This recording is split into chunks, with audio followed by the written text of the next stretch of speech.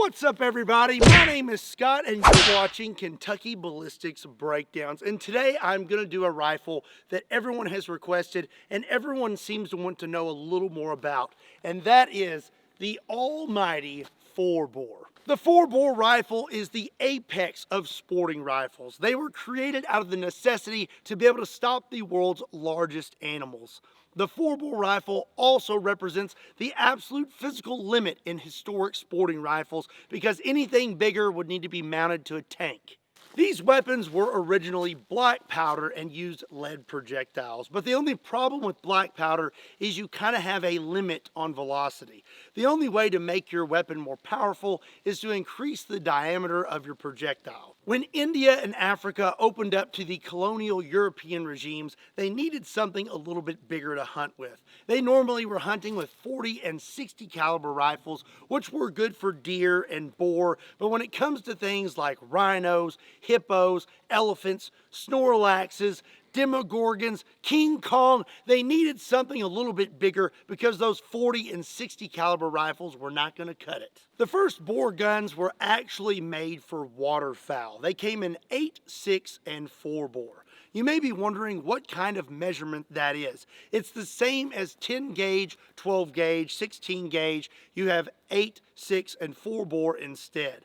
And basically what that means is it took that many round balls to make 1 pound of lead. So for an 8 bore, it took 8. For a 6 bore, it took 6 projectiles. And for a 4 bore, it only took 4 balls to make 1 pound of lead. These shotguns were cut down so they could be used easier in thick brush and eventually were purpose-built for hunting large game. Some were smoothbore and others were rifled. The rifling helped to increase the accuracy of the gun and allowed them to use heavier projectiles. The only downside was it increased the recoil. And trust me, these things got a lot of recoil.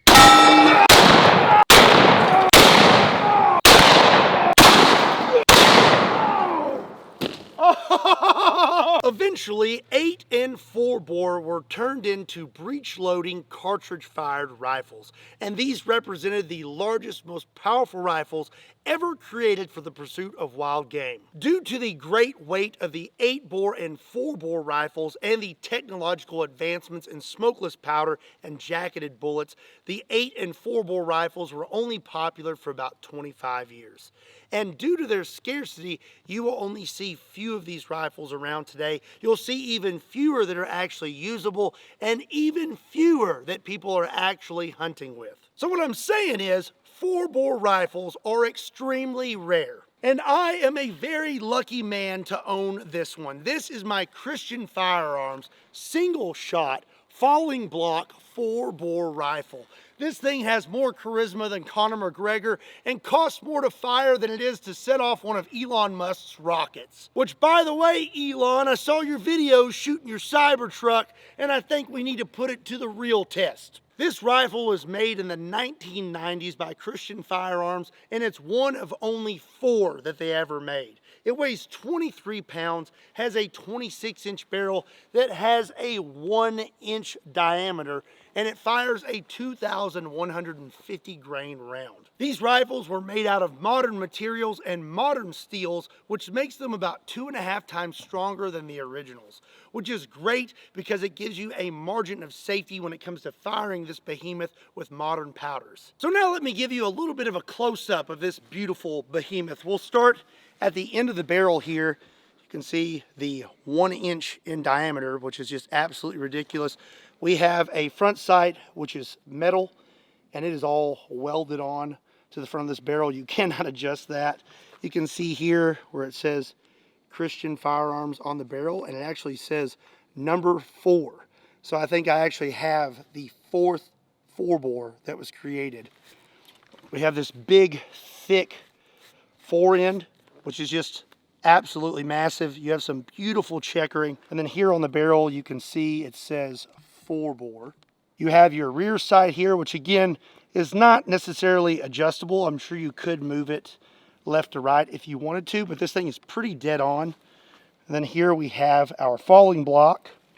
You just use this lever here, depress that, and that allows your block to move. You load your round in there, And then once you load your round in, you raise your block. This clicks in, and then this is your safety, which that's safe, safety off. Even the trigger on this thing is pretty beefy. You can see it is very wide. And then here on the stock, you have a raised cheek piece. And this thing does have a recoil pad, but it doesn't really matter when your rifle is putting out over 200 pounds of felt recoil. Now let me show you what this thing fires. This is the 4-bore cartridge. This is 2,150 grains and is 1 inch in diameter. In my videos, you will notice that this is normally pushed down a little further. I keep this raised in the dummy round just so you can see how big the projectile is. Earlier I said that 4 rounds of 4-bore would make 1 pound. Well, these are actually a little bit heavier.